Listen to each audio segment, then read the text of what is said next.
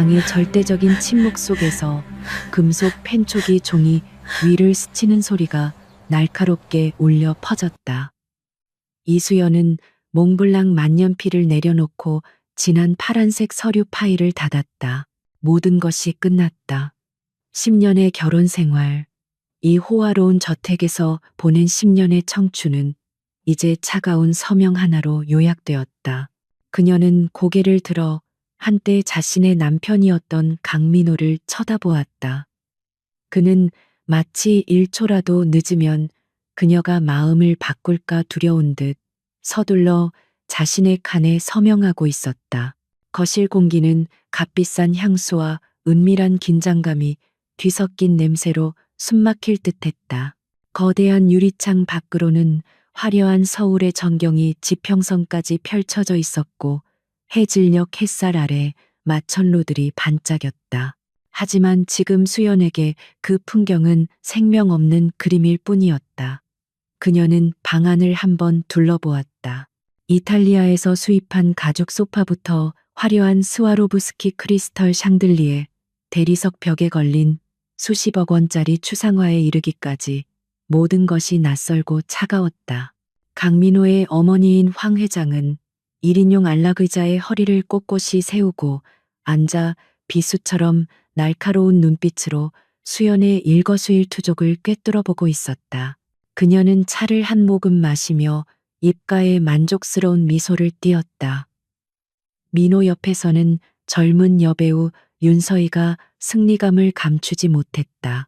곧 빈손으로 이곳을 떠나야 할 여자, 수연을 바라보는 그녀의 눈은 기쁨으로 반짝였다.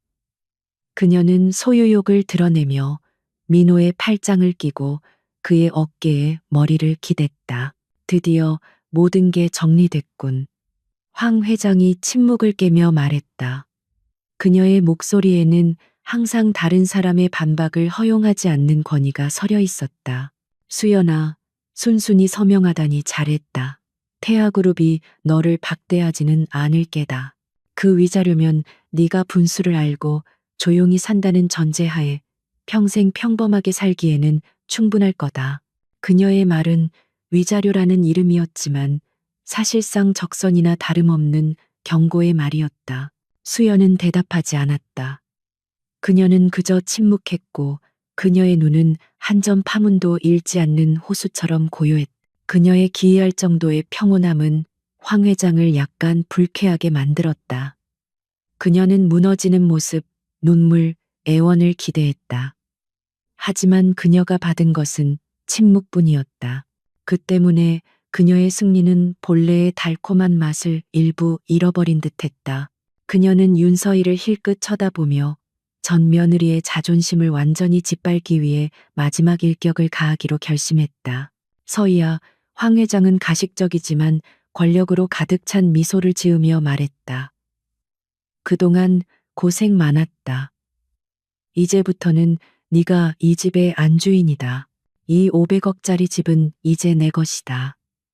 그녀는 500억이라는 숫자를 일부러 강조하며 수연에게서 시선을 떼지 않은 채 큰 소리로 말했다. 그것은 선언이었고 공개적인 모욕이었으며 방금 막 끝난 결혼 생활에 가하는 마지막 뺨 때리기였다. 윤서희는 기쁨에 겨워 두 뺨이 발그레해졌다. 그녀는 자리에서 일어나 마치 자신의 영토를 시찰하는 여왕처럼 거실을 몇 바퀴 돌았다. 그녀는 스타인웨이, 그랜드 피아노 위를 손으로 쓸어보고는 창가에 멈춰서서 마치 온 세상을 품에 안으려는 듯 두 팔을 벌렸다. 어머니, 저 뭐라고 말씀드려야 할지 모르겠어요. 정말 감사해요. 민호 씨와 이 집을 잘 돌보겠다고 약속할게요. 강민호도 일어나 자신의 애인을 보며 미소 지었다. 그는 마치 몇 년 동안 자신을 짓눌렀던 무거운 짐을 벗어 던진 듯 홀가분해 보였다.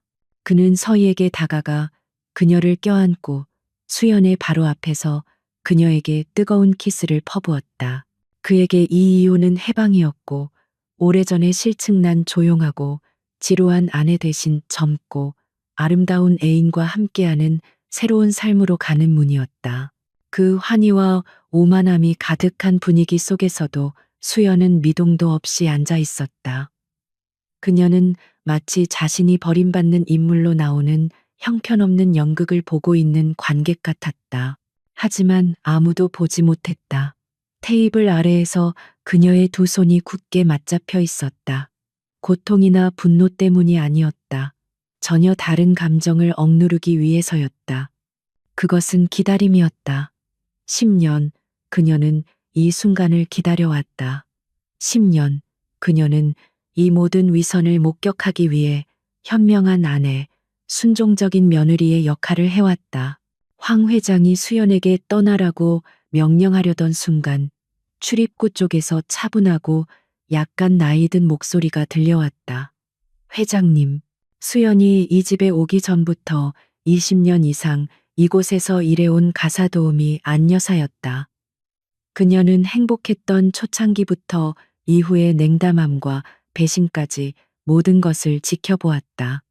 안여사는 새로운 차쟁반을 들고 들어왔지만 그녀의 눈빛에는 평소의 겸손함이 전혀 없었다.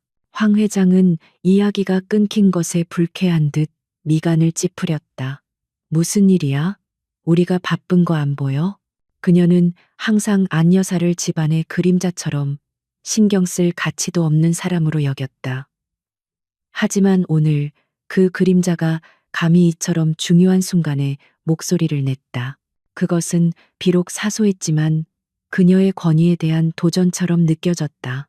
안 여사는 조용히 찻쟁반을 테이블에 내려놓았다. 그녀는 황 회장도 강민호도 윤서희도 보지 않았다.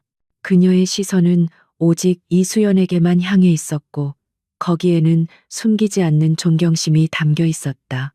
그리고 그녀는 돌아서서 세 사람을 마주보고 분명하게 말했다. 한 글자 한 글자가 굳어가는 공기를 두드리는 망치 소리 같았다. 방해해서 죄송합니다. 하지만 여기에 작은 오해가 있는 것 같습니다. 윤서희가 비웃으며 말했다. 무슨 오해, 할망구야. 회장님 말씀 못 들었어? 이제부터 이 집은 내 거라고. 그녀는 마치 주인의 일에 끼어드는 하찮은 존재를 보듯 경멸의 눈빛으로 안 여사를 쳐다보았다. 원하는 것을 막 손에 넣은 자의 오만함이 그녀에게서 필요한 신중함을 앗아갔다. 안 여사는 서희의 태도에 전혀 동요하지 않았다. 그녀는 무언가 잘못되었다고 느끼기 시작한 황 회장의 눈을 똑바로 쳐다보았다. 안 여사의 침착함과 수연의 확고한 시선은 그들이 이해할 수 없는 보이지 않는 유대감, 견고한 성벽을 형성했다. 안 여사는 계속해서 말했다. 그녀의 목소리는 여전히 평탄했지만 무시할 수 없는 무게가 실려 있었다. 회장님, 이 500억짜리 집은 안 여사는 황 회장이 방금 말한 구절을 정확히 반복했다. 실제로 윤서희 씨의 소유가 될 수 없습니다. 그녀는 잠시 말을 멈추고 자신의 말이 듣는 이들의 마음에 스며들 시간을 주었다. 거실 전체가 침묵에 잠겼고 벽에 걸린 낡은 시계의 초침 소리만이 무겁게 똑딱거렸다. 강민호는 인내심을 잃고 소리쳤다. 무슨 헛소리야. 여긴 내 집이고 우리 엄마 집이야. 엄마가 누구한테 주든 그 사람 거지. 그는 모욕감을 느꼈다. 일개 가사도우미가 감히 그런 말을 하다니. 그는 자신의 분노가 막 싹트기 시작한 불안감을 감추기 위한 껍데기에 불과하다는 것을 깨닫지 못했다. 안 여사는 강민호를 보며 연민이 섞인 눈빛으로 가볍게 고개를 저었다. 도련님, 잘못하셨습니다. 이 집은 3년 전부터 이미 도련님이나 회장님의 소유가 아니었습니다. 그 말은 그야말로 청천벽력 같았다. 윤서희의 얼굴에서 미소가 굳어졌다. 황 회장의 안색은 불쾌함에서 경악으로 그리고 서서히 창백하게 변해갔다. 황 회장은 애써 침착함을 유지하며 으르렁거렸다. 무슨 소리를 하는 거야? 지금 네가 무슨 말을 하는지 알고나 있어?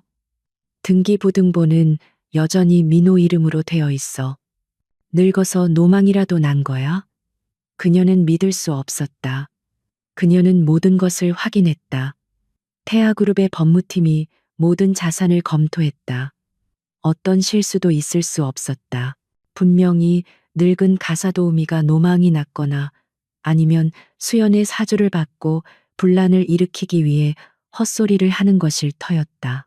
안 여사는 한숨을 내쉬었다.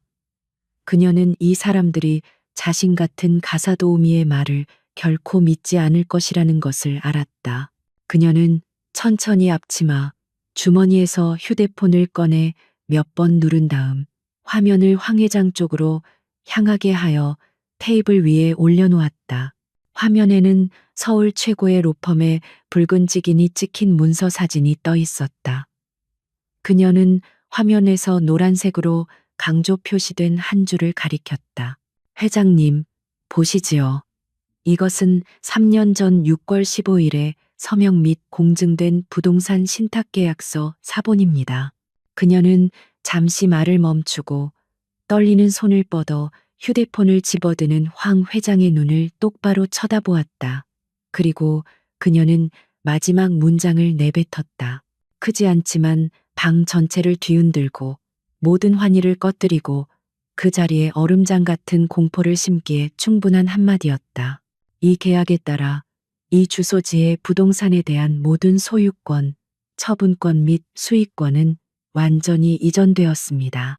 그리고 이 신탁의 유일한 합법적 소유자이자 유일한 수익자는 안 여사는 고개를 들고 목소리에 힘을 주어 말했다. 바로 이수연 사모님이십니다. 순간 시간이 멈춘 듯 했다. 윤서희의 손에 들려있던 샴페인 잔이 미끄러져 대리석 바닥으로 떨어져 산산조각 났고 날카로운 파열음이 공간 전체에 울려 퍼졌다.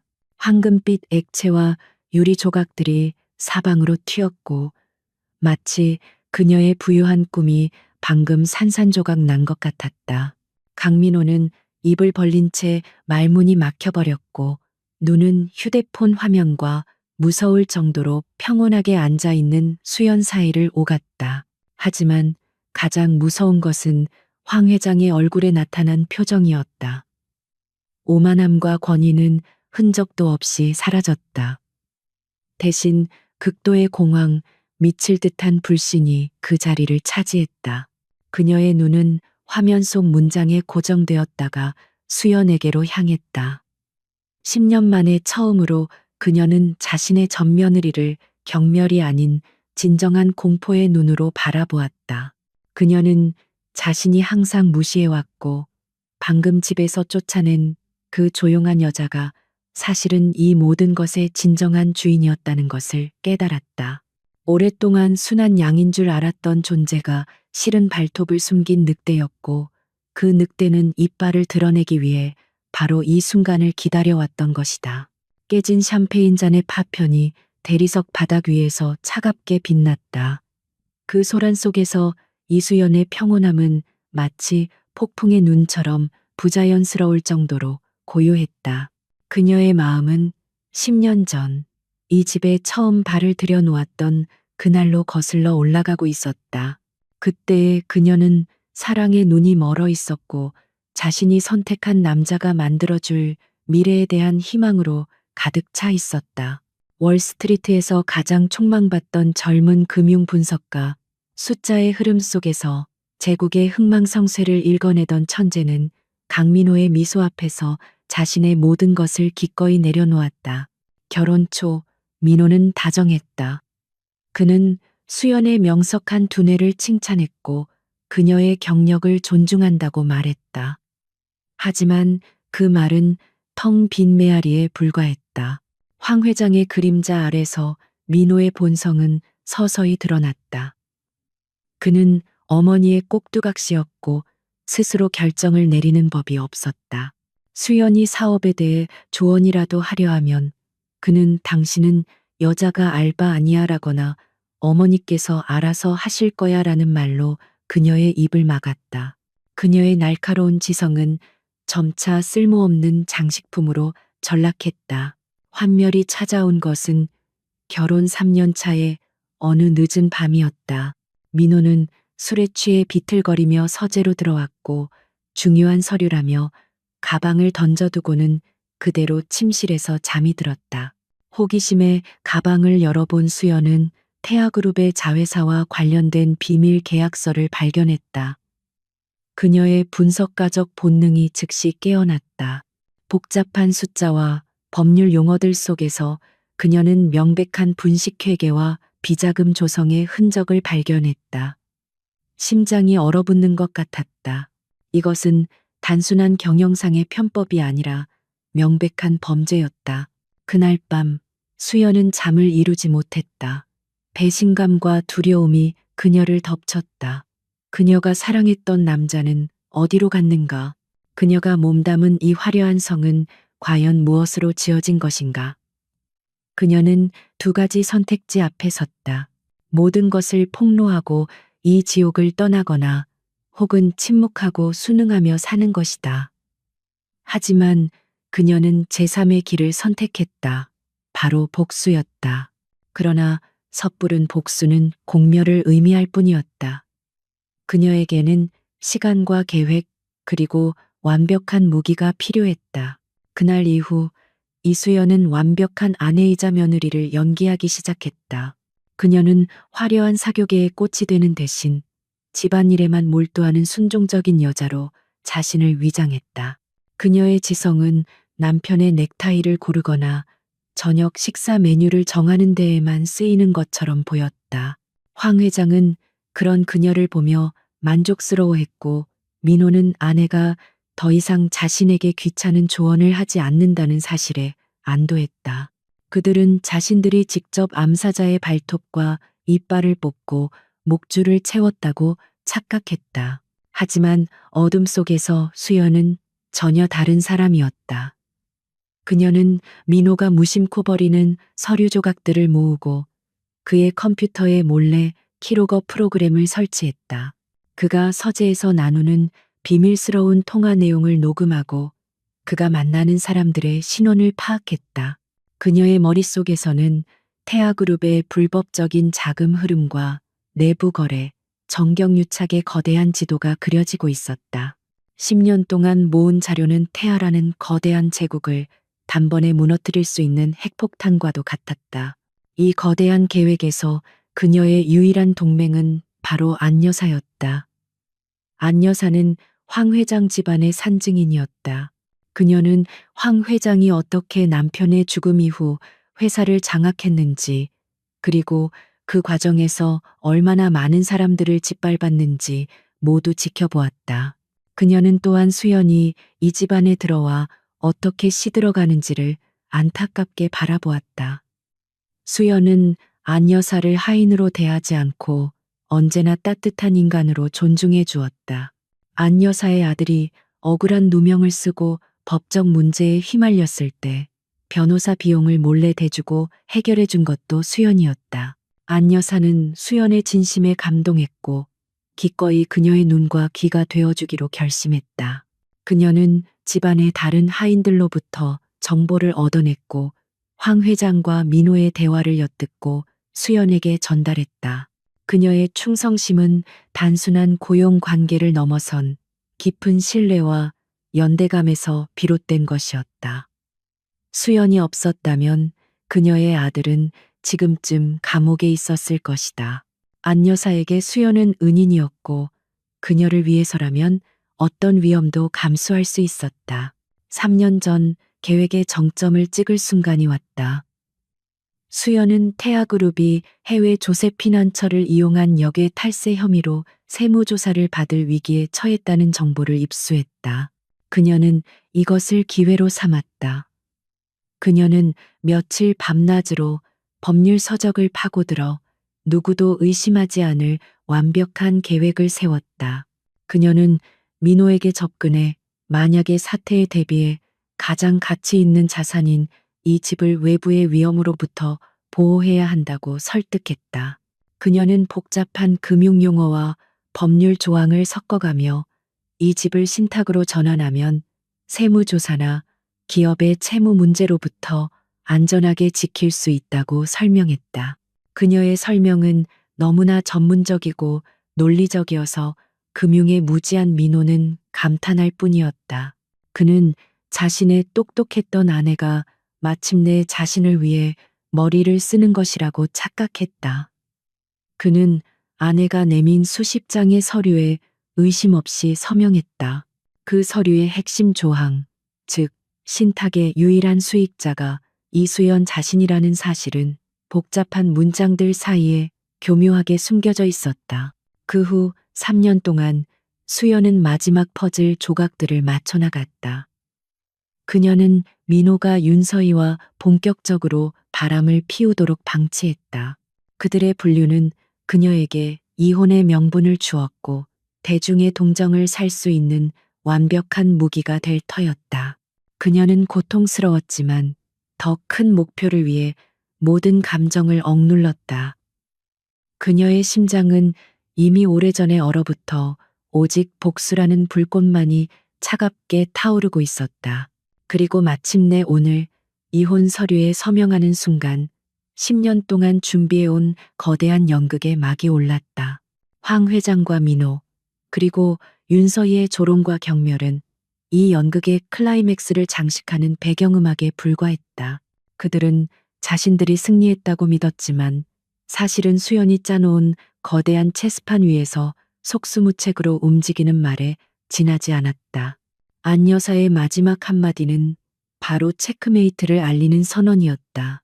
다시 현재 거실의 공기는 얼어붙은 듯 했다. 황 회장은 떨리는 손으로 휴대폰을 쥔 채 수연을 노려보았다. 그녀의 눈에는 더 이상 승리자의 여유가 없었다. 대신 혼란과 분노, 그리고 희미하게 피어오르는 공포가 뒤섞여 있었다. 그녀는 자신이 10년 동안 키워온 며느리가 아니라 전혀 다른 괴물을 마주하고 있다는 사실을 이제야 깨닫기 시작했다. 침묵을 깨고 수연이 처음으로 입을 열었다. 그녀의 목소리는 얼음처럼 차갑고 단호했다. 이제 제 집에서 나가주시겠어요? 이수연의 마지막 말은 단순한 질문이 아니었다. 그것은 선고였고 그들의 세상이 뒤집혔다는 냉엄한 현실을 확인시켜주는 망치질이었다. 황 회장은 잠시 동안 말을 잃었다. 그녀의 평생 동안 감히 그녀의 면전에서 이런 식으로 말하는 사람은 아무도 없었다. 그녀는 자신이 만든 제국의 절대 군주였고 그녀의 말은 곧 법이었다. 하지만 지금 그녀가 가장 경멸했던 존재가 그녀의 왕좌를 빼앗고 그녀에게 퇴거를 명령하고 있었다. 분노가 마침내 충격을 밀어내고 그녀의 혈관을 타고 끌어올랐다. 그녀는 휴대폰을 테이블 위로 던지듯 내려놓으며 소리쳤다. 내 집? 네가 감히. 이 모든 건 네가 꾸민 수작이야. 사기라고. 민호야, 당장 변호사에게 전화해. 저 여자를 사기죄로 고소해. 그녀의 목소리는 히스테릭하게 떨렸고 평소의 위험은 온데간데 없었다. 오직 패배를 인정할 수 없는 자의 발악만이 남아 있었다. 강민호는 어머니의 외침에 정신을 차린 듯 허둥지둥 휴대폰을 꺼내 들었다. 하지만 그의 손은 너무 심하게 떨려 번호를 제대로 누를 수조차 없었다. 그는 수연을 노려보았다. 그의 눈에는 배신감과 함께 원초적인 공포가 서려 있었다. 그는 자신이 서명했던 그날을 떠올렸다. 수연은 미소를 지으며 이것이 우리 가족의 미래를 위한 최선의 방법이라고 속삭였다. 그는 그 미소를 의심하지 않았다. 이제 와서 보니 그것은 악마의 미소였다. 당신 어떻게 나한테 이럴 수가 있어. 내가 당신을 믿었는데 10년 동안 당신은 나를 속여왔던 거야. 그는 원망을 담아 외쳤지만 그 목소리에는 힘이 없었다. 그는 이미 자신이 덫에 걸렸음을 본능적으로 느끼고 있었다. 그의 분노는 사실 무력감의 또 다른 표현일 뿐이었다. 그는 항상 어머니가 모든 것을 해결해 줄 것이라고 믿어왔지만 지금 그의 어머니조차도 속수무책으로 보였다. 가장 먼저 이성을 잃은 것은 윤서희였다. 500억 저택의 안주인이라는 꿈이 눈앞에서 산산조각 나자 그녀의 아름다운 얼굴은 질투와 분노로 일그러졌다. 그녀는 수연에게 달려들 기세로 소리쳤다. 이 여우 같은 년, 네가 감히 민호 씨 재산을 가로채? 넌 빈털터리로 쫓겨나야 마땅해. 이 집은 내 거야. 어머니께서 나한테 주셨다고. 그녀의 외침은 날카로웠지만 공허하게 울릴 뿐이었다. 그들의 격렬한 반응 속에서 수연은 미동도 없이 그들을 바라보았다. 그녀의 눈빛은 마치 곤충을 관찰하는 과학자처럼 차갑고 무감정했다. 그녀는 그들의 모든 반응을 예상했다는 듯 천천히 입을 열었다. 사기라고요? 강민호 씨는 성인이고 자신의 행동에 책임을 질 수 있는 사람입니다. 모든 서류는 국내 최고의 로펌인 김앤장을 통해 합법적으로 처리되었습니다. 강민호 씨가 직접 변호사 앞에서 서명하고 인감도장을 찍었고요. 김앤장이라는 이름이 나오자 황 회장의 얼굴이 순간적으로 굳어졌다. 그곳은 태아그룹의 법률 자문을 맡고 있는 곳이기도 했다. 그들은 실수하지 않는다. 만약 그들이 처리했다면 그 계약은 철옹성처럼 완벽할 것이 분명했다. 수연은 계속해서 말했다. 그리고 계약서에는 서명 후 3년 이내에 이의를 제기하지 않을 경우 모든 조건에 동의한 것으로 간주한다는 조항이 명시되어 있습니다. 오늘로써 정확히 3년하고도 2개월이 지났네요. 법적으로는 이제 그 누구도 이 계약을 무효로 할 수 없습니다. 수연의 모든 말은 비수처럼 날아와 그들의 심장에 밝혔다. 이것은 즉흥적인 행동이 아니었다. 수년간에 걸친 치밀하고 완벽한 계획이었다. 그들은 자신들이 거대한 거미줄에 걸려든 팔이라는 사실을 깨달았다. 수연은 자리에서 일어나 문 쪽으로 걸어갔다. 그녀는 문을 열고 차가운 목소리로 마지막 통첩을 날렸다. 1시간 드리겠습니다. 제 집에서 당신들의 모든 짐을 가지고 나가세요. 1시간이 지나면 저는 경비팀을 불러 당신들을 무단 침입자로 처리하겠습니다. 그 말을 남기고 수연은 안여사와 함께 조용히 밖으로 나갔다. 문이 닫히는 순간 거실에는 절망적인 침묵만이 남았다. 그들은 마치 폭탄을 맞은 듯 멍하니 서 있었다. 잠시 후 황 회장은 미친 사람처럼 소리를 지르며 근처에 있던 값비싼 도자기를 집어 던졌다. 도자기는 벽에 부딪혀 산산조각 났다. 하지만 그 파열음도 그녀의 내면에서 부서지는 자존심의 소리만큼 크지는 않았다. 그 시각 태아그룹 본사 회장실은 전쟁터를 방불케 했다. 황 회장은 전화기에 대고 고함을 지르고 있었고 그녀 앞에는 그룹 법무팀장인 김 변호사를 포함한 최고 엘리트 변호사들이 식은땀을 흘리며 서 있었다. 그들은 지난 몇 시간 동안 문제의 신탁 계약서를 샅샅이 검토했다. 결과는 참담했다. 그들은 단 하나의 법적 허점도 찾아내지 못했다. 쓸모없는 놈들. 너희들 연봉이 얼만데 고작 이거 하나 해결 못해. 당장 그 계약 무효화시킬 방법을 찾아내. 황 회장의 목소리는 쇠를 긁는 소리처럼 날카로웠다. 김 변호사는 마른 입술을 축이며 조심스럽게 입을 열었다. 회장님, 죄송합니다만 이 계약은 완벽합니다. 강민호 부회장님께서 직접 서명하셨고 모든 절차는 법적으로 하자가 없습니다. 특히 취소 불능 신탁으로 설계되어 있어 수탁인인 이수연 씨의 동의 없이는 그 누구도 계약 내용을 변경하거나 해지할 수 없습니다. 황 회장은 책상을 주먹으로 내리쳤다. 그럼 그 여자를 협박해서라도 동의를 받아내. 그녀는 이성을 잃어가고 있었다. 김 변호사는 고개를 저었다. 회장님, 지금 그런 행동은 오히려 저희에게 불리한 증거만 남길 뿐입니다. 이수연 씨는 보통 사람이 아닙니다. 이 모든 것을 계획했다는 것 자체가 저희의 모든 대응을 예상하고 있을 가능성이 높다는 뜻입니다.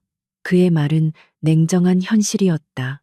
황 회장은 자신이 얕보았던 며느리가 얼마나 무서운 상대인지를 뼈저리게 느끼고 있었다. 바로 그때 민호의 휴대폰이 울렸다. 그는 주거래 은행의 프라이빗 뱅커로부터 온 전화를 받았다. 잠시 후 그의 얼굴은 종이장처럼 하얗게 질렸다. 그는 종이장처럼 하얗게 질렸다. 그는 망연자실한 목소리로 중얼거렸다. 어머니, 제 모든 개인 계좌가 동결됐어요.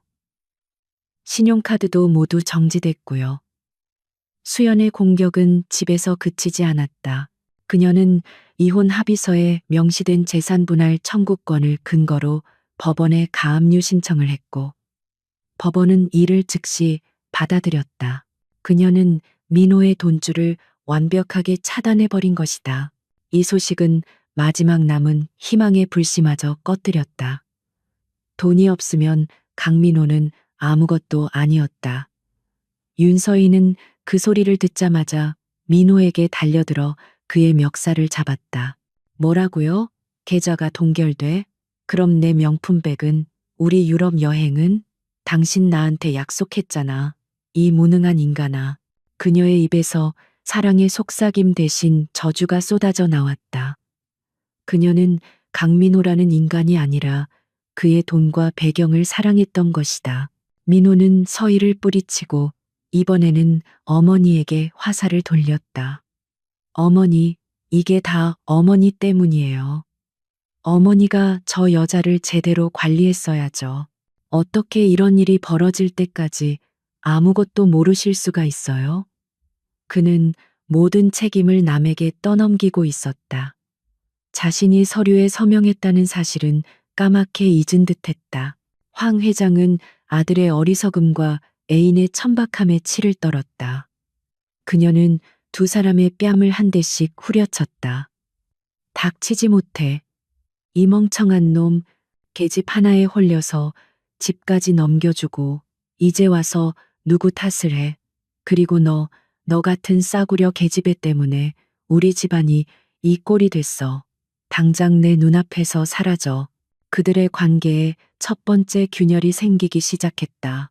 서로를 향한 비난과 원망이 싹텄다. 수연이 원했던 것이 바로 이것이었다. 외부의 공격보다 더 무서운 것은 내부의 붕괴다. 그녀는 이제 막 첫 번째 폭풍을 일으켰을 뿐이었다. 그리고 그 폭풍은 이제 막 태아그룹이라는 제국을 향해 움직이기 시작하고 있었다. 강남의 화려한 스카이라인이 내려다 보이는 호화로운 저택과는 대조적으로 이수연의 새로운 거처는 서울의 한적한 동네에 위치한 평범해 보이는 오피스텔이었다. 하지만 겉모습과 달리 그곳의 내부는 최첨단 보안 시스템과 여러 대의 고성능 컴퓨터로 가득 찬 그녀만의 비밀스러운 작전 기지였다. 그녀는 더 이상 명품 드레스 대신 편안한 스웨터와 청바지를 입고 있었지만 그녀의 눈빛은 그 어느 때보다 날카롭게 빛나고 있었다. 그녀는 개인 자산을 되찾는 것에서 멈출 생각이 전혀 없었다. 저택을 되찾고 강민호의 계좌를 동결시킨 것은 단지 시작을 알리는 신호탄에 불과했다. 그녀의 진짜 목표는 자신을 10년간 유령처럼 살게 만든 거대한 성, 바로 태하그룹 그 자체였다. 그녀는 그들이 가장 자부하는 부와 권력의 기반을 흔들어 놓을 생각이었다.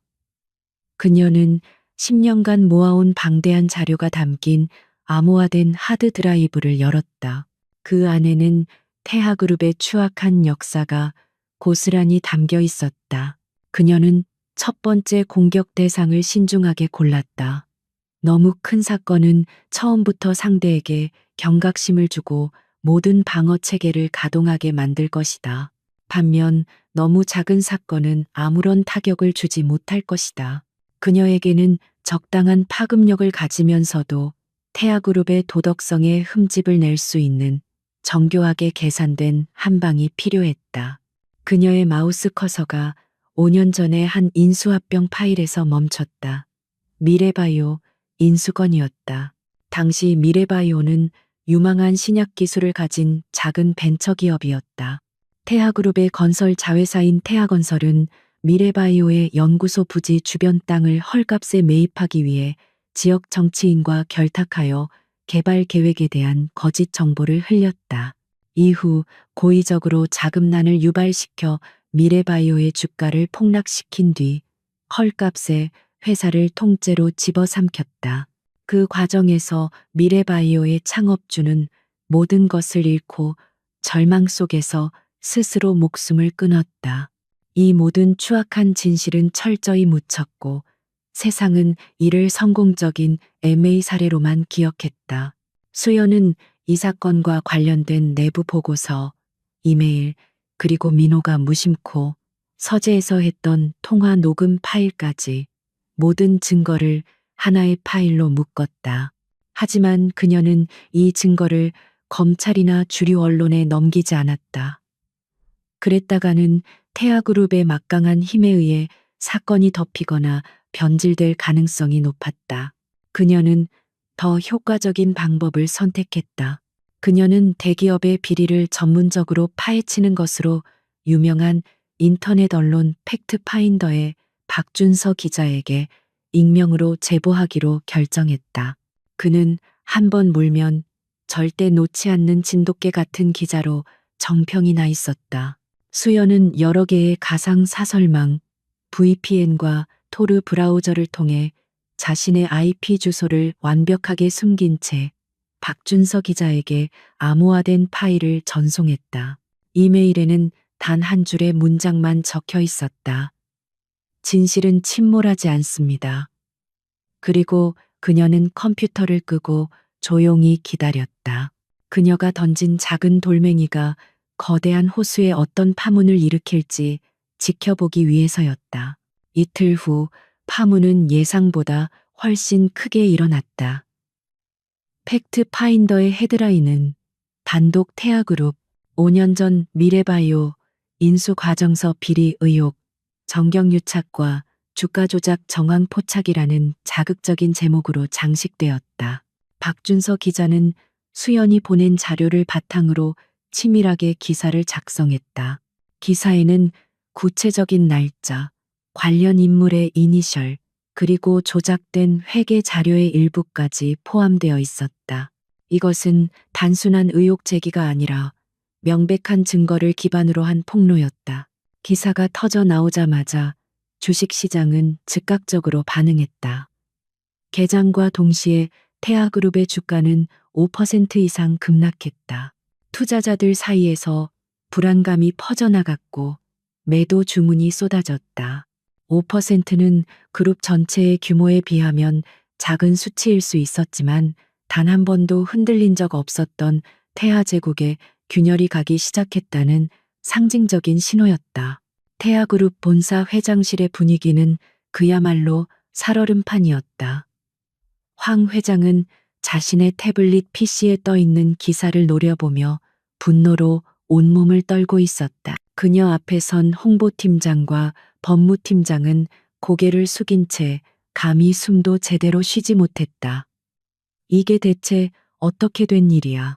이런 내부 정보가 어떻게 기자놈 손에 들어갔냔 말이다. 황 회장의 고함이 방 전체를 울렸다. 홍보팀장이 떨리는 목소리로 보고했다. 일단 사실무근이라는 공식 입장을 내고 언론중재위원회에 정정보도를 청구할 준비를 하고 있습니다. 하지만 기사의 내용이 너무 구체적이라 여론을 잠재우기가 쉽지 않을 것 같습니다. 김 변호사도 어두운 표정으로 덧붙였다.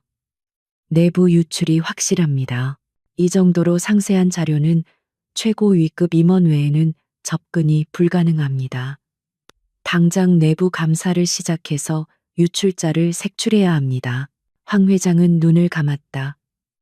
그녀의 머릿속에 한 사람의 얼굴이 떠올랐다. 이수연, 타이밍이 너무나 절묘했다. 이혼 직후에 이런 일이 터진 것은 절대 우연일 리 없었다. 그녀는 그 조용했던 며느리가 이런 엄청난 일을 꾸밀 수 있는 여자라는 것을 믿고 싶지 않았지만 모든 정황이 그녀를 가리키고 있었다. 10년 동안 그녀는 자신의 집안에 호랑이를 키우고 있었던 것이다. 그녀는 아들 강민호를 호출했다. 계좌가 동결되고 갈 곳이 없어진 민호는 어머니의 사무실 소파에 앉아 징징거리고 있었다. 어머니, 제 카드 좀 풀어주세요. 서희가 계속 보채요. 그리고 이수연 그 여자 가만두면 안 돼요. 그는 사태의 심각성을 전혀 파악하지 못한 채 자신의 개인적인 불편함만을 호소하고 있었다. 황 회장은 아들의 철없는 모습에 환멸을 느꼈다. 그녀는 날카로운 눈으로 아들을 쏘아보며 말했다. 닥쳐라. 네가 그 여자와 10년을 살면서 대체 뭘 한 거냐. 그 여자가 이런 괴물인 줄도 모르고 노란한 내 탓이 가장 커. 이제부터 내 허락 없이는 회사에 얼씬도 하지 마라. 그녀는 처음으로 아들의 무능함이 그룹 전체를 위험에 빠뜨릴 수 있다는 사실을 깨달았다. 황 회장은 비서에게 명령했다. 지금 당장 업계 최고의 정보팀을 고용해. 이수연, 그 여자의 모든 것을 파헤쳐. 과거, 주변 인물, 돈의 흐름, 뭐든 상관없어. 그 여자의 약점을 찾아내. 그리고 박준서라는 기자놈도 뒷조사를 해. 어떻게든 그놈의 입을 막아야 해. 그녀의 눈빛은 복수심으로 불타고 있었다. 그녀는 이제 이 싸움이 단순한 재산 다툼이 아니라 태하그룹의 명운이 걸린 전쟁임을 직감했다. 한편 자신의 오피스텔에서 수연은 차분하게 주식 시황판을 지켜보고 있었다. 파랗게 물든 태하그룹의 주가 그래프를 보면서도 그녀의 표정에는 아무런 변화가 없었다. 이것은 승리가 아니었다. 단지 거대한 체스판에 첫 수를 두었을 뿐이다. 상대방이 어떻게 반응할지, 그리고 그 반응에 맞춰 다음 수를 어떻게 둘지, 그녀의 머릿속에서는 이미 수십 가지의 시나리오가 그려지고 있었다. 이제 막 게임의 서막이 올랐을 뿐이었다. 황 회장의 분노는 태아그룹 전체를 얼어붙게 만드는 혹한의 폭풍과도 같았다. 그녀는 자신의 사무실에서 솔루션 K라는 이름의 기업 리스크 관리 전문업체 대표인 윤 이사를 만나고 있었다. 윤 이사는 법의 경계를 아슬아슬하게 넘나들며 대기업 총수들의 더러운 문제를 해결해 주는 것으로 악명 높은 인물이었다. 그는 값비싼 맞춤 정장을 입고 있었지만 그의 눈빛은 길들여지지 않은 맹수처럼 번뜩였다. 이수연, 그 여자의 모든 것을 알아내. 꼬투리 잡을 만한 건 뭐든지 찾아와. 사소한 교통법규 위반이라도 좋아. 하다못해 없다면 만들어내서라도 가져와. 황 회장의 목소리에는 살기마저 서려 있었다. 그녀는 이제 법이나 절차 따위는 신경 쓰지 않았다. 오직 이수연이라는 존재를 무너뜨리는 것만이 그녀의 유일한 목표였다. 윤 이사는 자신만만한 미소를 지으며 고개를 끄덕였다. 걱정 마십시오, 회장님. 세상에 먼지 하나 안 나는 사람은 없습니다. 저희가 그 먼지를 찾아내 태풍으로 만들어드리겠습니다. 윤 이사의 팀은 즉시 움직였다. 그들은 이수연의 과거를 파헤치기 시작했다. 하지만 그들이 마주한 것은 예상 밖의 난관이었다. 이수연의 결혼 전 이력은 놀라울 정도로 깨끗했다. 그녀는 미국 아이비리그 대학을 최우등으로 졸업하고 월스트리트의 전설적인 투자은행에서 최연소 팀장으로 스카우트된 천재였다. 그녀의 평판은 완벽했고 그 어떤 스캔들이나 약점도 찾아볼 수 없었다. 이 사실을 보고받은 황 회장은 더욱 큰 충격에 빠졌다. 그녀는 10년 동안 자신의 곁에 있었던 며느리가 그런 엄청난 배경을 가진 인물이라는 사실을 까맣게 모르고 있었다. 그녀는 수연을 그저 머리 좋고 순종적인 인형 정도로만 여겼다. 하지만 수연은 인형이 아니라 스스로 날개를 접고 잠들어 있었던 용이었다. 그리고 이제 그 용이 깨어난 것이다. 분노와 함께 알 수 없는 두려움이 그녀의 등골을 타고 흘렀다. 과거에 아무것도 없다면 현재를 공격해야지. 그 여자 주변에 가장 약한 고리가 누구야? 황 회장이 소리쳤다. 윤 이사의 대답은 즉각적이었다. 안여사라는 이름의 가사 도우미입니다. 20년 넘게 일했고 이수연과 각별한 사이였던 것으로 보입니다. 현재는 작은 연립주택에서 아들과 함께 살고 있습니다. 아들은 과거의 폭행 사건에 연루되었다가 이수연의 도움으로 풀려난 전적이 있습니다. 황 회장의 입가에 잔인한 미소가 걸렸다. 그거면 됐어. 아들을 이용해. 그 늙은이를 압박해서 이수연에게 불리한 증언을 하도록 만들어. 돈을 주든 협박을 하든 수단과 방법을 가리지 마. 그녀는 안 여사를 단순한 하인으로 보았고 하인은 주인의 힘 앞에서 굴복할 수밖에 없다고 믿었다. 그것이 그녀가 평생을 살아온 방식이었다. 그날 저녁 검은색 세단 한 대가 안 여사의 낡은 연립주택 앞에 멈춰 섰다.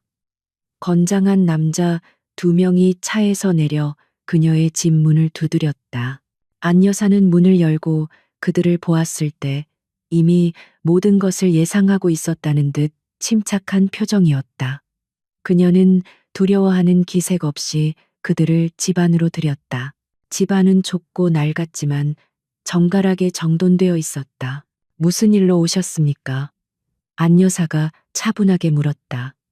남자 중 한 명이 가방에서 돈다발이 가득 든 봉투를 꺼내 테이블 위에 올려놓았다. 안 여사님, 저희는 회장님의 심부름으로 왔습니다.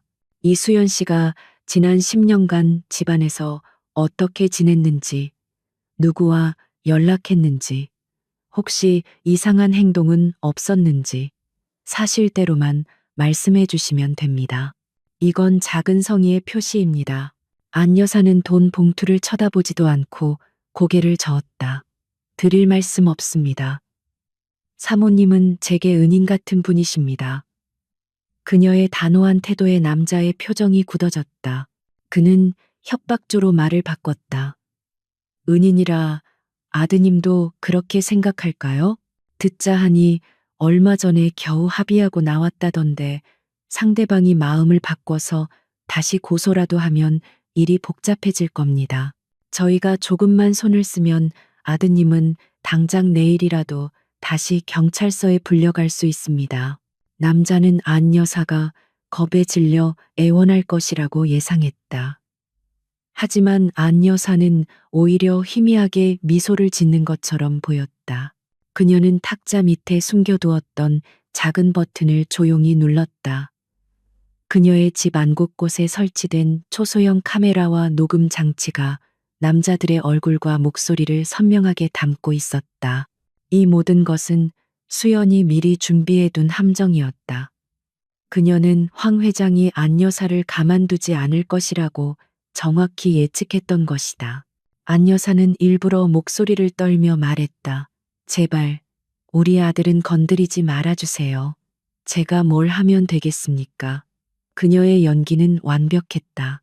남자들은 그녀가 완전히 넘어왔다고 확신하며 이수연이 태아그룹의 내부 정보를 빼돌렸다는 거짓 진술서에 서명하라고 강요하기 시작했다. 그들의 모든 말과 행동은 고스란히 녹화되고 있었다. 한편 수연은 또 다른 전선에서 움직이고 있었다. 그녀는 황 회장이 외부의 적에만 집중하는 동안 내부를 흔들기로 결심했다.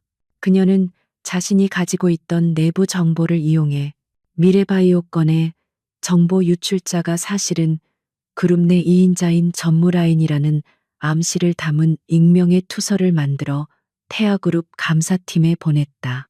투서에는 전무가 평소 황 회장의 경영 방식에 불만을 품고 있었으며 주가 하락을 통해 이득을 보려 했다는 그럴듯한 정황들이 교묘하게 섞여 있었다. 가뜩이나 내부 유출자 때문에 극도로 예민해져 있던 황 회장은 이 투서를 보고받자마자 이성을 잃었다. 그녀는 즉시 전무 라인에 대한 대대적인 감사를 지시했다.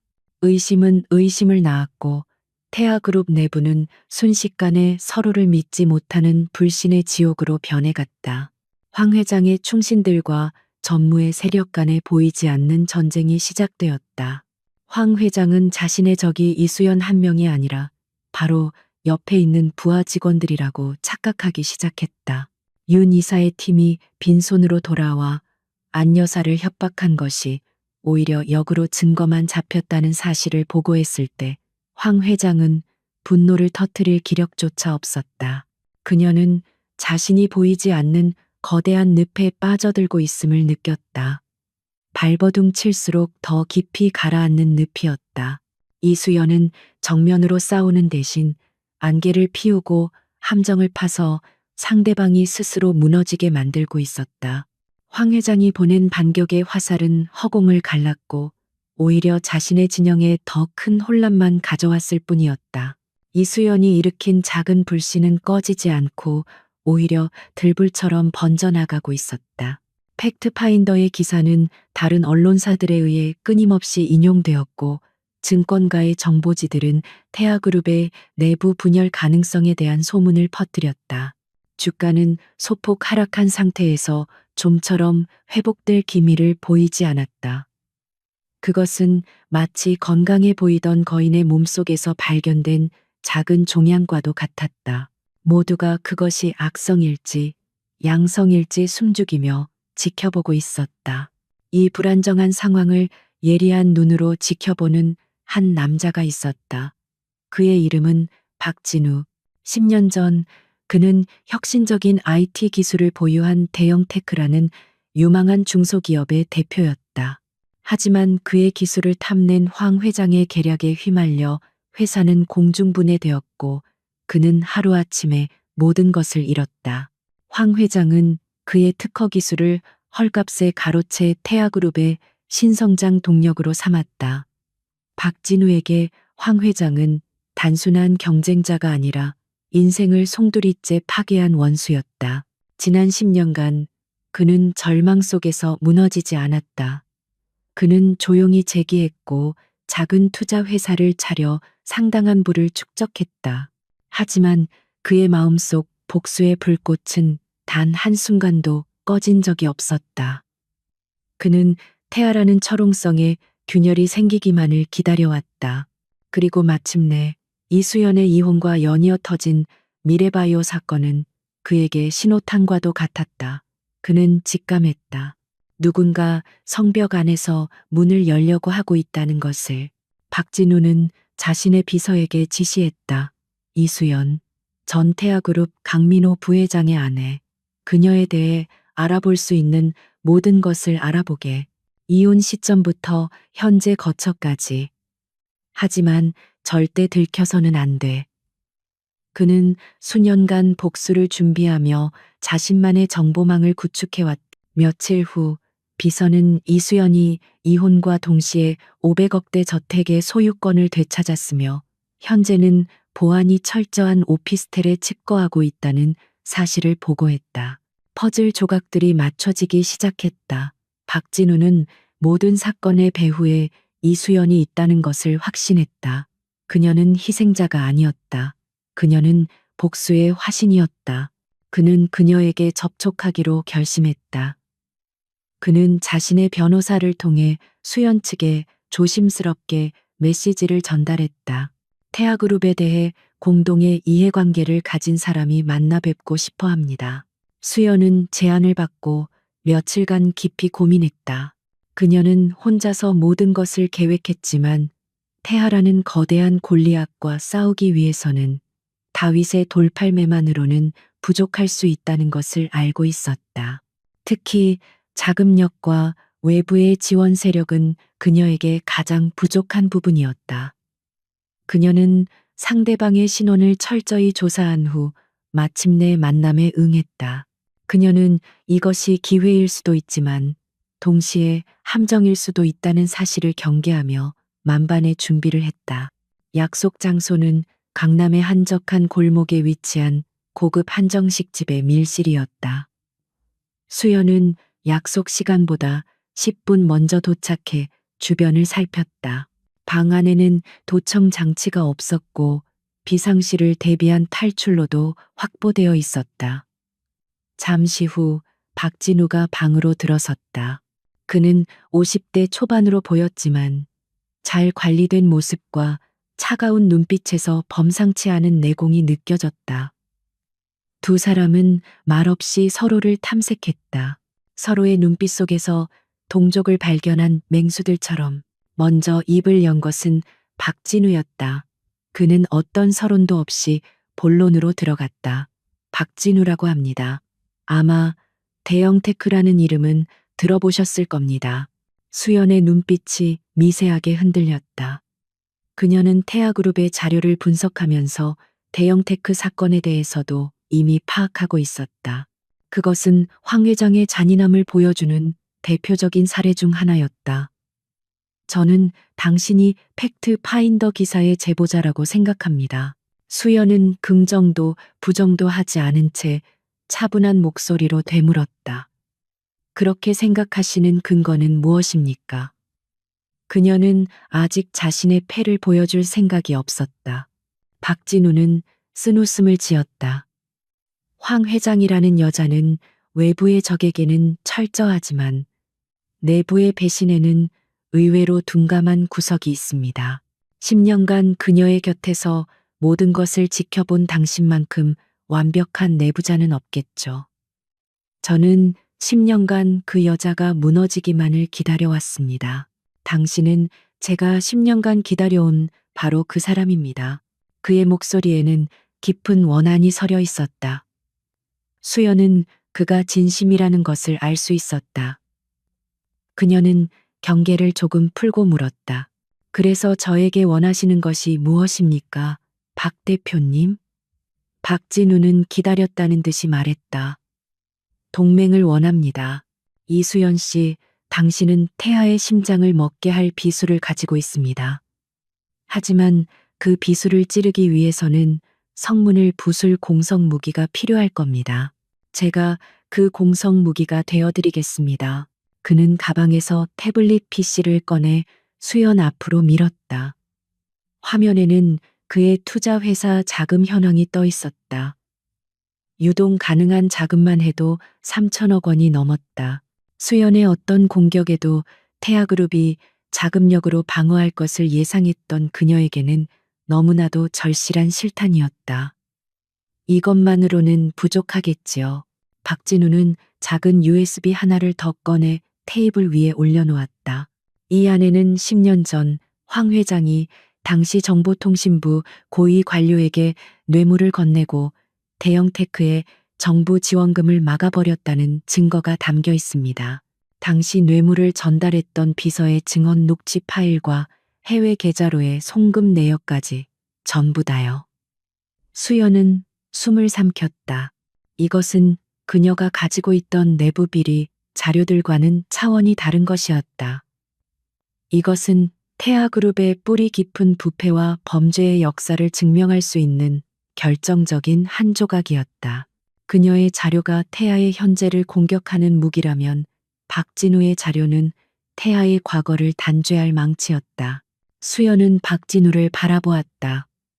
그의 눈은 복수심으로 불타고 있었지만 동시에 냉철한 이성을 잃지 않고 있었다. 그는 믿을 수 있는 파트너였다. 그녀는 마침내 결심했다. 좋습니다. 동맹을 맺죠. 그녀의 말에 박진우의 얼굴에 처음으로 희미한 미소가 번졌다. 수연은 말을 이었다. 하지만 조건이 있습니다. 이 전쟁의 지휘는 제가 합니다.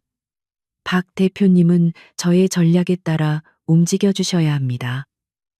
이것은 제 복수이기도 하니까요. 그녀의 당당한 태도에 박진우는 잠시 놀랐지만 이내 고개를 끄덕였다. 그는 이 젊은 여성이 자신보다 더 치밀하고 냉정하다는 것을 인정할 수밖에 없었다. 그는 자리에서 일어나 수연에게 손을 내밀었다. 물론입니다, 장군님. 수연도 자리에서 일어나 그의 손을 맞잡았다. 두 사람의 손이 마주 잡히는 순간 10년의 원한과 10년의 준비가 하나로 합쳐졌다. 이제 태아그룹은 한 명의 조용한 복수자가 아니라 막강한 자금력과 치명적인 증거로 무장한 연합군을 상대해야 했다. 진정한 전쟁은 이제부터 시작이었다. 이수연과 박진우의 동맹은 조용히 그러나 신속하게 움직였다. 그들의 첫 번째 목표는 명확했다. 주주총회에서의 의결권을 확보하여 황 회장의 절대 권력을 무너뜨리는 것. 이를 위해 그들은 태아그룹의 주식을 공개적으로 매입하기 시작했다. 박진우의 막대한 자금력이 동원되자 증권시장은 즉각적으로 술렁이기 시작했다. 조용하던 태아그룹의 주식 거래량이 폭발적으로 증가했고 주가는 연일 상한가를 향해 치솟았다. 시장은 이례적인 매수세의 주체가 누구인지 찾아내려 혈안이 되었다. 그리고 며칠 후 박진우의 투자회사가 금융감독원에 주식 등의 대량 보유 상황 보고서를 제출하면서 모든 것이 드러났다. 그가 단 일주일 만에 태아그룹의 지분 5%를 확보했다는 사실이 공시되자 재계는 발칵 뒤집혔다. 10년 전 사라졌던 대형 테크의 망령이 복수의 칼을 들고 돌아왔다는 소문이 파다하게 퍼졌다. 황 회장은 자신의 사무실에서 공시 서류가 띄워진 모니터를 거의 부서질 듯이 노려보고 있었다. 그녀는 박진우가 살아있다는 것도 재기에 성공했다는 것도 까맣게 모르고 있었다. 하지만 그가 이수영과 손을 잡았다는 것은 불보듯 뻔했다. 내부의 배신자와 외부의 원수가 연합한 최악의 시나리오가 현실이 된 것이다.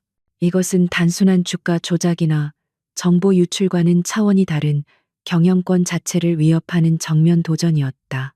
당장 긴급 이사회를 소집해 그리고 우리 쪽 우호 지분을 전부 확인해. 단 일주라도 적의 손에 넘어가지 않도록 단속해. 황 회장의 사무실은 전쟁 지휘본부처럼 긴박하게 돌아갔다. 그녀는 평생을 바쳐 이룩한 자신의 제국이 외부의 공격으로 흔들리는 것을 결코 용납할 수 없었다. 그녀는 자신의 인맥과 자금력을 총동원하여 박진우의 공격을 막아내고 오히려 그의 자금을 소진시켜 파산시키려는 역공을 계획했다. 긴급 이사회가 열리는 날 태아그룹 본사 20층의 회의실에는 무거운 침묵이 흘렀다. 거대한 마호가니 테이블을 둘러싸고 앉은 이사들의 얼굴에는 긴장감이 역력했다. 그들은 대부분 황 회장이 직접 선임한 인물들이었지만 회사의 주인이 바뀔 수도 있는 상황에서 그들의 충성심은 각자의 이해타산에 따라 흔들리고 있었다. 황 회장은 상석에 앉아 특유의 카리스마로 회의실의 분위기를 장악하려 했었다.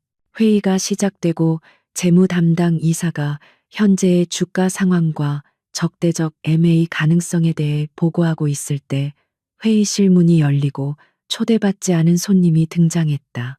박진우였다. 그는 이미 이사 자격 요건을 충족할 만큼의 지분을 확보했기에 그의 등장은 절차상 하자가 없었다. 그는 변호사를 대동한 채 성큼성큼 걸어들어와 비어있는 의자 하나를 차지하고 앉았다. 그의 등장은 평온한 연못에 던져진 거대한 바위와도 같았다. 황 회장의 얼굴 근육이 미세하게 경련했다. 그녀는 10년 만에 자신의 원수를 대면하고 있었다. 여기가 어디라고 함부로 들어오는 거요, 박진우 씨? 그녀의 목소리는 차가웠지만 그 안에는 감출 수 없는 동요가 섞여 있었다. 박진우는 여유로운 미소를 지으며 답했다. 황 회장님, 오랜만입니다. 저도 이제 이 회사의 주요 주주 중 한 사람입니다. 회사의 중요한 논의가 이루어지는 자리에 참석하는 것은 당연한 권리라고 생각합니다만 그의 당당한 태도에 다른 이사들은 숨을 죽였다. 아무도 감히 황 회장의 면전에서 저렇게 말하지 못했다. 박진우는 이사들을 둘러보며 말을 이었다. 저는 이 자리에 싸우기 위해 온 것이 아닙니다. 태아그룹의 미래를 위해 더 나은 대안을 제시하러 왔습니다. 지난 10년간 태아그룹의 주가는 시장 평균 성장률을 밑돌았고 과도한 가족 경영으로 인해 수많은 비효율이 발생했습니다. 저는 전문 경영인 체제를 도입하고 투명한 지배 구조를 확립하여 주주 가치를 극대화할 것입니다. 그의 말은 황 회장과 강민호에게는 선전포고였지만 다른 이사들에게는 달콤한 유혹처럼 들렸다. 그는 황 회장의 독단적인 경영에 불만을 품고 있던 이사들의 마음을 정확히 파고들었다. 황 회장은 박진우의 말이 회의의 흐름을 바꾸고 있음을 깨닫고 대화를 끊으려 했다. 그때 박진우는 시선을 강민호에게로 돌렸다. 그는 어머니의 그늘에 가려져 불안한 듯 앉아있는 민호를 향해 날카로운 질문을 던졌다. 강민호 부회장님께 묻겠습니다. 태하건설이 미래바이오를 인수할 당시 부채 비율이 급증했음에도 불구하고 무리하게 인수를 강행한 이유는 무엇입니까? 당시 이사회 의사록에는 부회장님께서 인수를 주도하셨다고 기록되어 있는데 그 결정이 장기적으로 주주들에게 어떤 이익을 가져다 줄 것이라고 판단하셨는지 구체적인 데이터에 근거하여 설명해 주실 수 있겠습니까? 그것은 함정이었다. 미래바이오 인수는 사실상 황 회장이 주도한 것이었고 민호는 그저 거수기 역할만 했을 뿐이었다. 그는 그 사안에 대해 제대로 아는 것이 아무것도 없었다. 갑작스러운 질문에 민호의 얼굴은 하얗게 질렸다. 그는 무언가 대답해야 한다는 압박감에 식은땀을 흘리며 입을 열었지만 나오는 말은 횡설수설이었다. 그것은 회사의 미래 성장 동력을 확보하기 위한 장기적인 투자였습니다. 우리는 시너지를 기대했습니다. 그의 대답은 너무나 공허하고 준비되지 않은 것이었다. 회의실에 앉아있는 노회한 이사들은 단번에 그의 무능함을 간파했다. 그들은 황 회장이 없으면 강민호는 아무것도 아니라는 사실을 눈으로 확인했다. 황 회장은 아들의 어리석은 답변에 얼굴이 굳어졌다. 그녀가 나서서 상황을 수습하려 했지만 이미 늦었다. 박진우는 치명타를 날렸다. 시너지라 구체적인 근거도 없이 막연한 기대감만으로 수천억 원의 투자를 결정하셨다는 말씀이군요. 잘 알겠습니다. 회의는 아무런 결론도 내지 못한 채 끝났다. 하지만 이미 승패는 갈린 것이나 다름없었다. 황 회장의 리더십에 처음으로 균열이 생겼고 강민호의 무능함은 만천하에 드러났다. 회의실을 나서는 이사들의 눈빛은 복잡하게 흔들리고 있었다. 그들은 이제 황 회장이라는 낡은 배에 계속 타고 있어야 할지 아니면 박진우라는 새로운 배로 갈아타야 할지 심각하게 고민하기 시작했다. 그날 밤 이수연은 자신의 오피스텔에서 박진우로부터 이사회 상황을 보고받았다. 그녀의 표정은 차분했다. 예상대로군요. 강민호는 압박에 약하고 황 회장은 자신의 아들이 무너지는 모습을 그냥 보고만 있지는 못할 겁니다. 이제 그녀는 더욱 조급해지고 비이성적인 수를 두려 할 겁니다. 그녀의 눈은 이미 다음 단계를 내다보고 있었다. 회의실에서의 전투는 끝났다. 이제 그녀는 황 회장을 마지막 함정으로 유인할 준비를 하고 있었다. 이사회에서의 완벽한 패배는 황 회장의 마지막 남은 이성의 끈을 끊어버렸다. 그녀는 더 이상 정상적인 방법으로는 이길 수 없다는 것을 깨달았다. 박진우의 자금력과 이수연의 치밀한 전략 앞에서 그녀가 평생 쌓아온 경영 노하우와 인맥은 무력해 보였다. 그녀의 제국이, 그녀의 아들이, 그녀 자신이 벼랑 끝으로 몰리고 있었다. 그리고 벼랑 끝에 몰린 맹수는 상대의 목을 물어뜯기 위해 무슨 짓이든 하는 법이다. 그날 밤 늦게 황 회장은 펜트하우스 서재에서 은밀한 통화를 했다. 수화기 너머의 목소리는 낮고 차분했지만 그 안에는 어떤 일이든 해결할 수 있다는 위험한 자신감이 배어 있었다. 그는 바로 황 회장의 더러운 뒤실을 처리해주는 해결사 최 실장이었다. 그는 법 위에 군림하며 돈과 권력의 그림자 속에서 움직이는 인물이었다. 최 실장, 시간이 없어. 황 회장의 목소리는 쇳소리처럼 차가웠다. 주주총회는 다음 주야.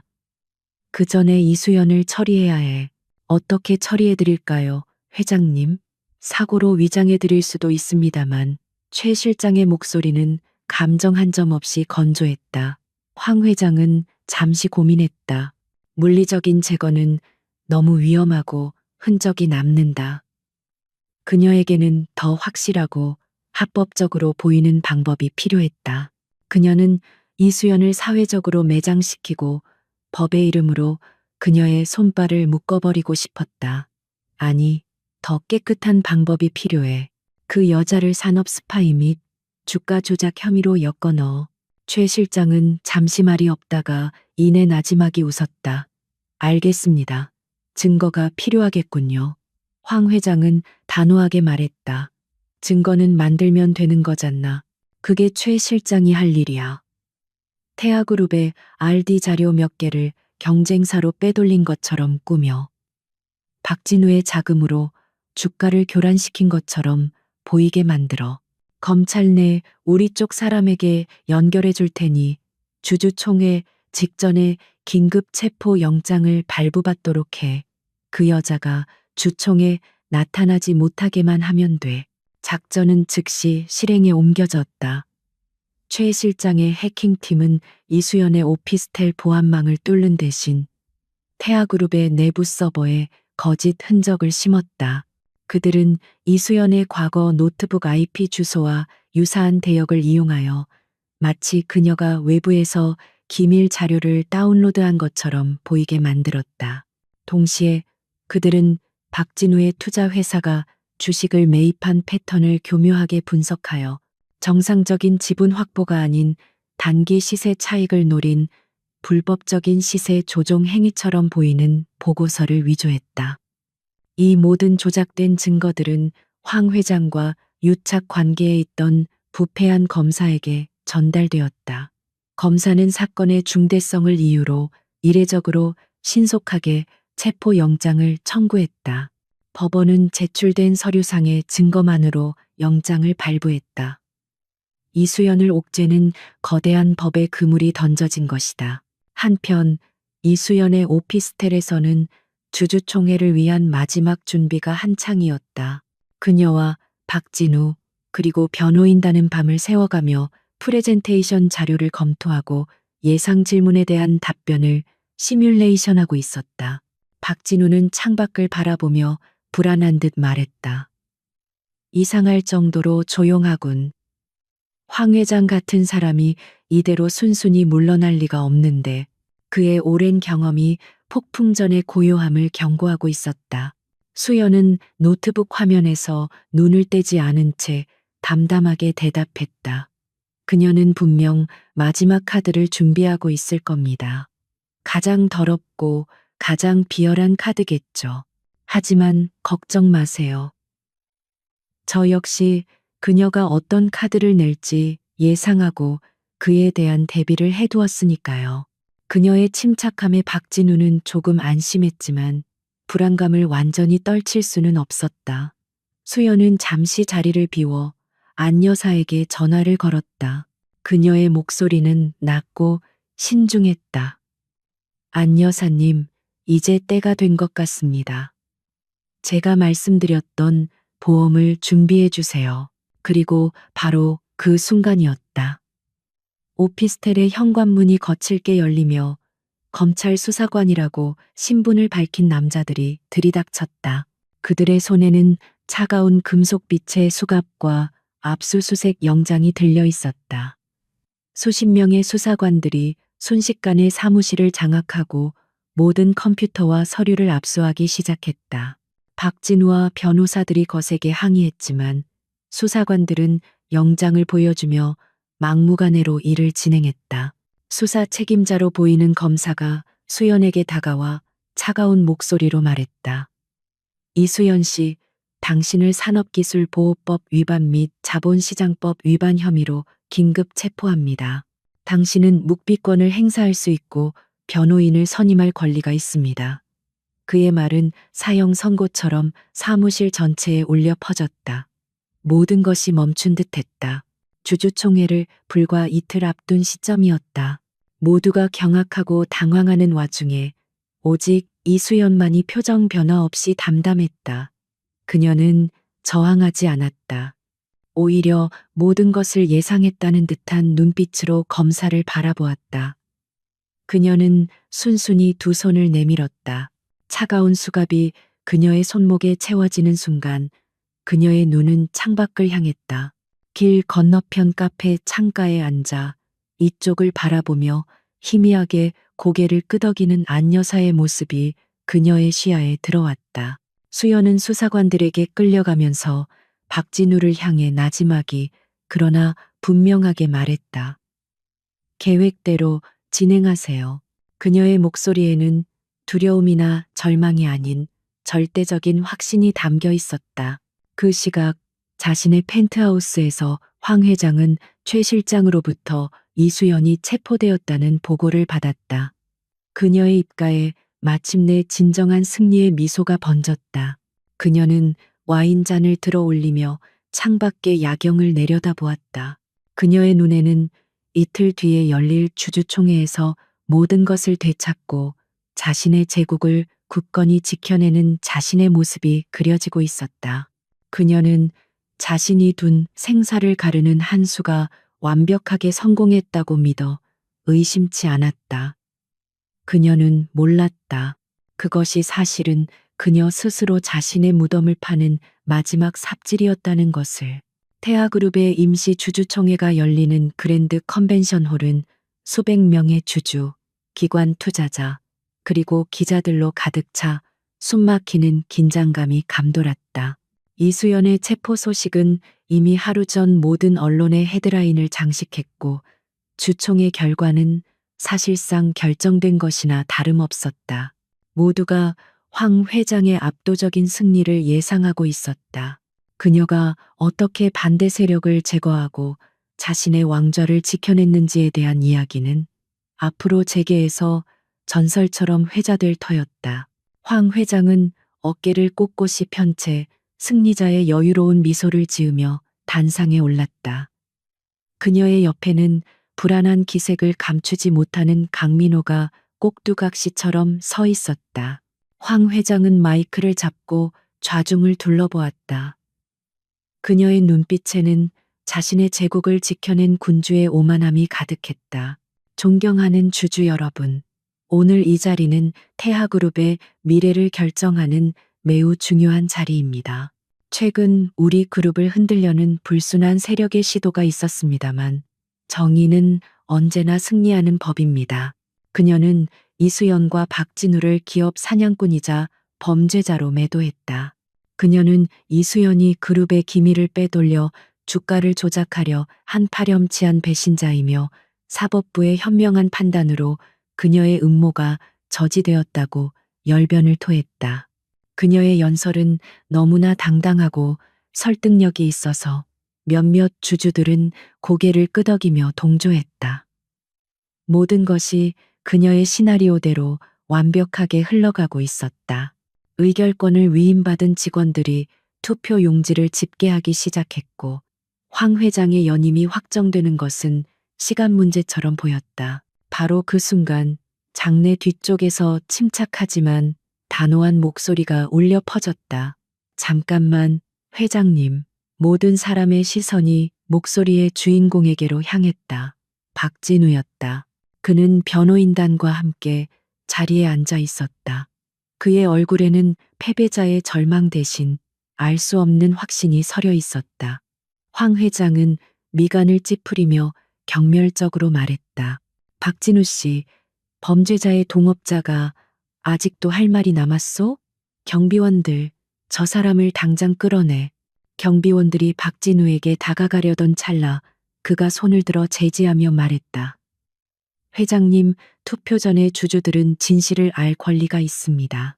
회장님께서 말씀하신 정의가 과연 무엇인지 모두가 직접 보고 판단해야 하지 않겠습니까? 그의 말이 끝나기 무섭게 믿을 수 없는 일이 벌어졌다. 황 회장의 연설 자료가 띄워져 있던 단상 뒤에 거대한 스크린이 갑자기 꺼지더니 이내 다른 영상으로 바뀌었다. 화면에 나타난 것은 황 회장의 펜트하우스 서재였다. 그리고 스피커를 통해 그녀 자신의 목소리가 컨벤션 홀 전체에 선명하게 울려 퍼졌다. 아니, 더 깨끗한 방법이 필요해. 그 여자를 산업 스파이 및 주가 조작 혐의로 엮어 넣어. 그것은 그녀가 최 실장과 통화하며 이수연을 함정에 빠뜨리라고 지시하는 내용이었다. 증거는 만들면 되는 거잖아. 그게 최 실장이 할 일이야. 주주총회 직전에 긴급 체포 영장을 발부받도록 해. 그 여자가 주총에 나타나지 못하게만 하면 돼. 순간 장내는 물을 끼얹은 듯 조용해졌다. 사람들은 숨 쉬는 것조차 잊은 채 스크린에 고정되었다.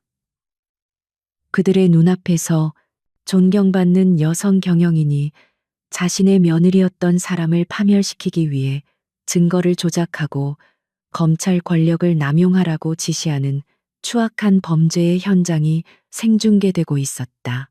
황 회장의 얼굴에서 핏기가 사라졌다.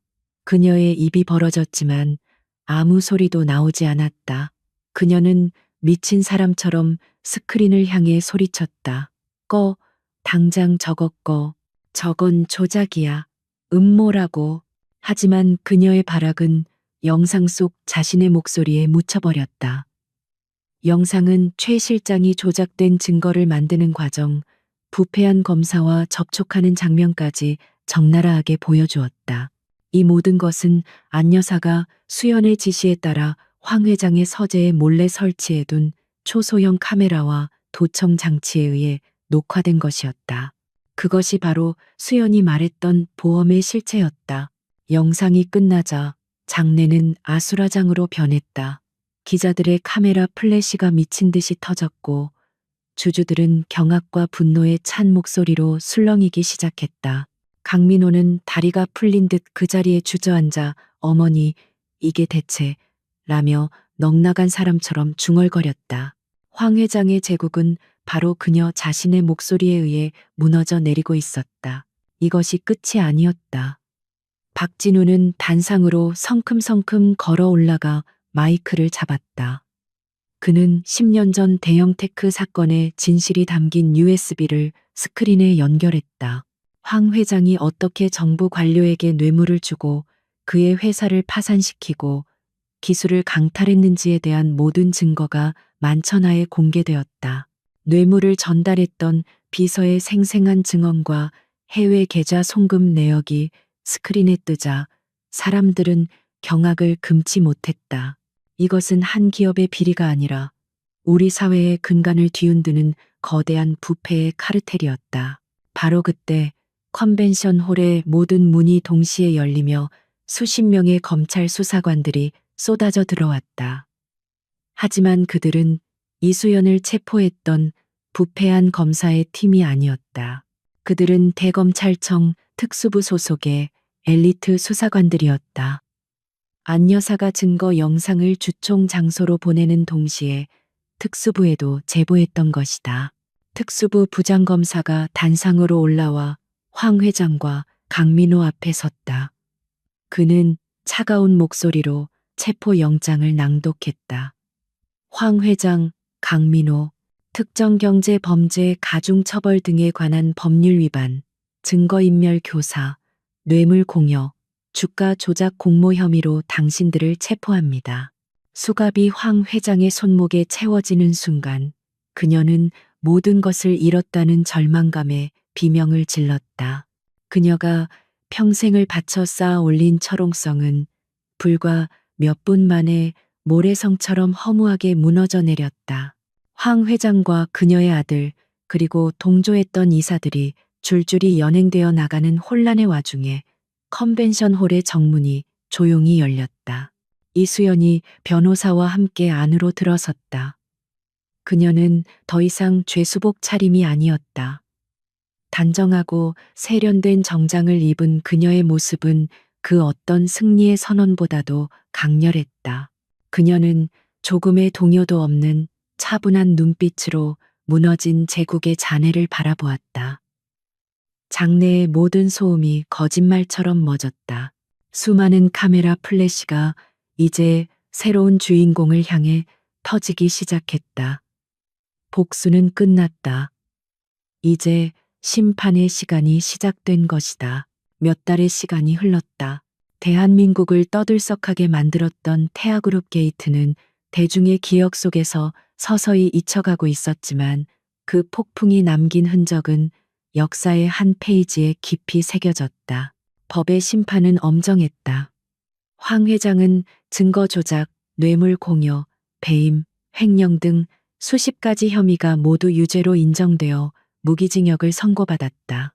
법정 최후 진술에서도 그녀는 조금도 뉘우치는 기색 없이 도끼 서린 눈빛으로 이수연을 노려보았지만 그 눈빛은 이제 더 이상 아무런 힘도 갖지 못하는 공허한 저주일 뿐이었다. 그녀의 곁에서 평생을 마마보이로 살아온 강민호는 모든 범죄의 공모자로 인정되어 징역 15년형을 선고받았다. 그는 법정에서 눈물 콧물을 흘리며 모든 것이 어머니의 짓이었다고 변명했지만 그의 비겁한 모습은 대중의 경멸만 살 뿐이었다. 그의 영혼은 이미 감옥에 가기도 전에 무너져 내린 텅 빈 껍데기와도 같았다. 한편 화려한 신데렐라를 꿈꾸던 윤서인은 사건이 터지자마자 모든 것을 잃었다. 그녀는 참고인 조사를 받은 뒤 혐의를 벗었지만 대중의 싸늘한 시선 속에서 연예계에서 완전히 퇴출당했다. 그녀는 몇 번 재기를 시도했지만 태아그룹의 여자라는 주홍글 씨는 그녀를 평생 따라다닐 낙인이 되었다. 태아그룹은 새로운 시대를 맞이했다. 임시 주주총회에서 이수연과 박진우가 제시한 개혁안은 주주들의 압도적인 지지를 받았다. 이수연은 전면에 나서지 않고 박진우를 새로운 이사회 의장으로 추대했다. 그녀 자신은 비상대책위원장을 맡아 그룹의 체질 개선 작업을 총지휘했다. 그녀는 황 회장이 남긴 부패의 고리들을 하나씩 끊어냈고 능력 중심의 투명한 인사 시스템과 윤리경영위원회를 도입했다. 태하라는 이름은 그대로였지만 그 안의 피는 완전히 새로운 피로 바뀌고 있었다. 사람들은 이수연이 태아그룹의 새로운 안주인이 되어 과거의 저택에서 화려하게 살 것이라고 예상했다. 하지만 그녀의 선택은 모두의 예상을 뛰어넘었다. 그녀는 논란의 중심이었던 500억짜리 저택을 즉시 시장에 매각했다. 그리고 그 매각 대금 전액을 출연하여 새벽빛 재단이라는 이름의 공익재단을 설립했다. 그 재단은 가정폭력과 불평등으로 고통받는 여성들의 법률 지원, 심리 상담, 그리고 경제적 자립을 돕는 일을 목적으로 했다. 그녀가 갇혀 살았던 황금세장은 이제 다른 여성들에게 자유를 찾아주는 희망의 발판이 된 것이다. 봄 햇살이 따사롭게 내리쬐는 어느 오후 서울 근교의 한적한 주택가. 이수연은 작은 마당이 딸린 아담한 2층 집으로 이사했다. 500억 저택의 차가운 대리석 대신 그녀의 새 집은 따뜻한 원목과 부드러운 햇살로 가득했다. 그녀는 더 이상 값비싼 명품 드레스가 아닌 편안한 면 원피스를 입고 마당의 작은 텃밭에 물을 주고 있었다. 그녀의 얼굴에는 10년간의 그늘이 모두 거친 평온하고 온화한 미소가 자리 잡고 있었다. 안 여사가 갓 우려낸 따뜻한 차 2잔을 들고 마루로 나왔다. 그녀는 이제 가사도우미가 아니었다. 그녀는 수연에게 있어 유일한 가족이자 가장 가까운 친구였다. 안 여사는 수연의 곁에 앉아 함께 햇살을 쬐며 나지막이 물었다. 사모님, 아니, 수연아, 지난 시간을 생각하면 후회는 없니? 그녀의 목소리에는 지난 세월에 대한 연민과 애정이 묻어 있었다. 수연은 잠시 하늘을 바라보다가 따뜻한 찻잔을 두 손으로 감싸 쥐었다. 후회요? 물론 있죠. 그녀는 조용히 입을 열었다. 사랑이라는 이름으로 제 자신을 잃어버렸던 10년의 세월이 후회돼요. 더 일찍 깨닫고 벗어나지 못했던 제 어리석음이 후회되고요. 복수를 위해 제 마음속에 증오를 키워야 했던 시간들도 아까워요. 그녀의 목소리는 담담했지만 그 안에는 깊은 성찰이 담겨 있었다. 그녀는 고개를 돌려 안여사를 보며 미소 지었다. 하지만 이 모든 과정을 거치지 않았다면 저는 지금의 제가 될 수 없었을 거예요. 저는 이제 더 이상 누구의 아내, 누구의 며느리로 살아가지 않아요. 저는 그냥 이수연, 저 자신으로 살아가요. 제 자신을 되찾기 위해 10년이라는 시간을 잃었지만 이제부터 저에게 주어진 시간은 온전히 제 것이에요. 그것만으로도 충분해요. 두 사람은 더 이상 아무 말도 하지 않았다. 따스한 봄바람이 마당에 라일락 향기를 실어왔다. 찻잔에서 피어오르는 하얀 김이 파란 하늘 속으로 흩어지고 있었다. 그것은 마치 그녀가 겪어낸 모든 고통과 분노가 마침내 평화롭게 승화되는 것처럼 보였다. 거대한 폭풍이 지나간 자리에는 모든 것을 파괴한 폐허가 아닌 새로운 생명이 자라날 수 있는 고요하고 단단한 대지가 남아 있었다. 그리고 그 대지 위에서 그녀의 진짜 인생이 이제 막 다시 시작되고 있었다.